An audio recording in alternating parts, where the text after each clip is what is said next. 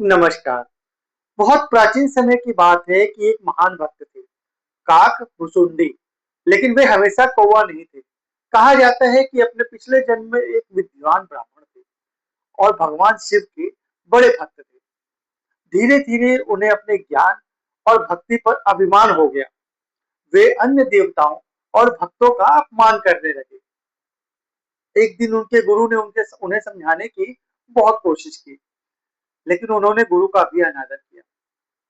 ये देख करके गुरु क्रोधित हुए और बोले कि तुम्हारे अंदर अहंकार भर गया है, इसलिए अगले जन्म में तुम कौवा बनोगे। इसीलिए कहा जाता है अहंकार जो है वो नहीं करना चाहिए। और श्राप मिलते ही उन्हें अपनी गलती का एहसास हो गया और वो रोने लगे, क्षमा मांगने लगे। गुरु का हृदय पिघल गया। उन्होंने कहा कि श्राप तो मैं वापस नहीं ले सकता। भाई, ज्ञानी मुनि ऋषि जो है, एक बार श्राप दे दिए तो नहीं हो सकता वो वापस। लेकिन होगा क्या?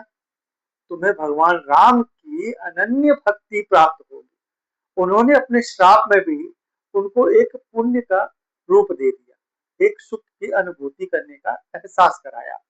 अगले जन्म में वे जब कौवे के रूप में जन्मे और काक भुसुंडी कहलाए। लेकिन यह कोई साधारण कौवा नहीं था।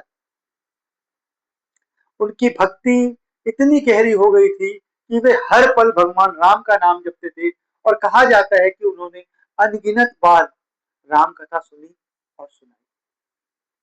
उनकी भक्ति और ज्ञान से प्रसन्न होकर के भगवान राम ने उन्हें अमरत्व का वरदान दिया। कहीं उनको अहंकार का फल मिला तो कहीं पे उनको जो है उसकी कृति भी भोगनी पड़ी। तो मान्यता है कि काक भुसुंडी समय और मृत्यु के बंधन से मुक्त हो गए थे। उन्होंने कई युगों को बदलते देखा, अनेक बार राम अवतार का दर्शन किया और संसार के गहरे रहस्यों को जाना। रामचरितमानस में भी उनका वर्णन मिलता है, जहां वे गरुड़ जी को राम कथा सुनाते हैं। ये हमारी कहानी का सार है कि कहीं पे भी अहंकार नहीं करना चाहिए। ये कथा हमें ये सीख सिखाती है कि अहंकार इंसान को पतन की ओर लेके जाता है, लेकिन सच्ची भक्ति उसे अबर बना